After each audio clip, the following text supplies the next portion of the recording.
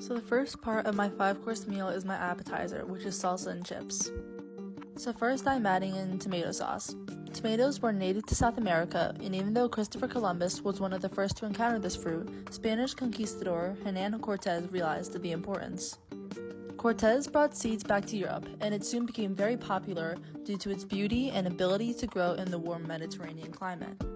Over centuries, tomatoes spread throughout Europe to countries like Italy, who first only recognized tomatoes as a tabletop decoration, before using it to make foods used in modern time. Next, I'm chopping up some onions to add to the salsa. Onions are originally from Central Asia, then they came over to Europe. On Christopher Columbus's first journey to the New World, he didn't find any onions, or any familiar plants or animals from Europe, so on a second journey he brought onions and other seeds to plant them there instead. While onions were only used by Europeans to eat, natives in North America used them to heal snake bites, enhance flavors, and dye clothes. Now I'm adding in some lime juice. Citrus fruits were very common in Europe and Asia, but during the Colombian Exchange, a disease called scurvy, which was caused by a lack of vitamin C, was affecting both native and European populations. To prevent this, citrus fruits were mandatory on naval ships in order to increase the passengers' vitamin C levels.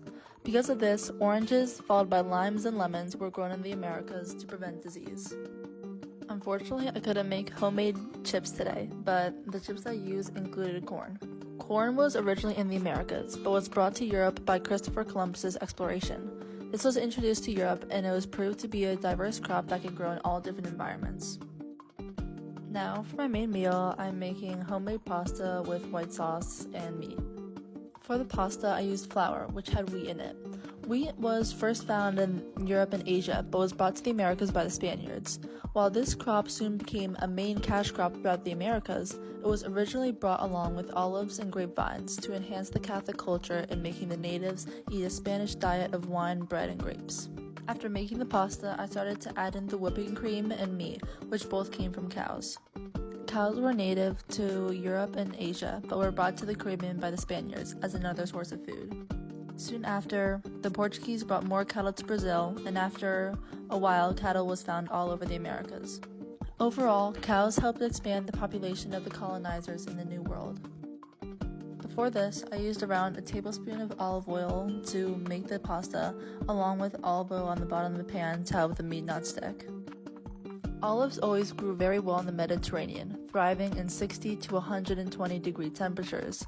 The Spaniards realized this and brought olive tree seeds over to modern-day Peru. They soon spread throughout Mexico and then North America.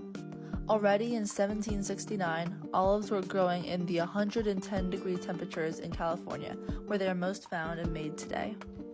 After this, I made my side, which were baked potato skins. First, I started prepping my potatoes. Potatoes were never really seen as a great food for the colonizers, but it became a food for the native population under European control. Potatoes also provided a way to feed the lower classes of Europe as well. These soon became most popular to the lower classes of Ireland before the famine. After baking the potatoes, I started to add some crumbled pieces of bacon on top. Bacon comes from pigs, which were originally brought to the Americas mainly for another food source for European settlers, instead of the natives. There was also much more land for pigs to be bred and domesticated there than instead of Europe. Next I have my dessert, which is chocolate chip and peanut cookies. First I added in some sugar. Sugar was native to Southeast Asia, but was brought to the Caribbean to take advantage of the better climate conditions. Sugarcane plantations soon became prominent in this area and increased the necessity of African slaves in the Americas. This also became a major cash crop and a high source of income during this time. After this, I started to add in my vanilla extract. Vanilla was originally found during the reign of the Aztec Empire and was mainly partnered with chocolate in a version of modern-day hot chocolate.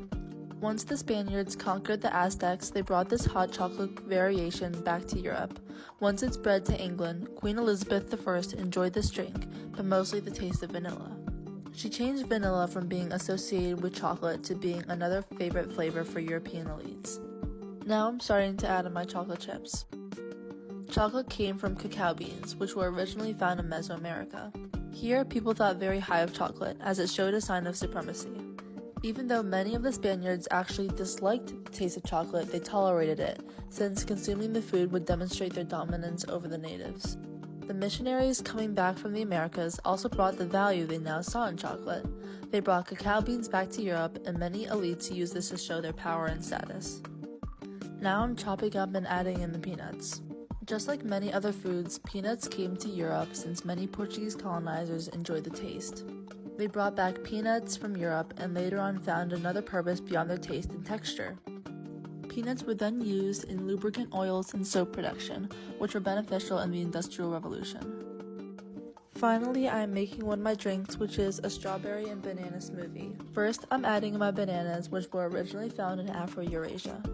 Along with other foods mentioned before, bananas were seen as a fruit with a lot of potential to grow in the humid climates of South and Central America.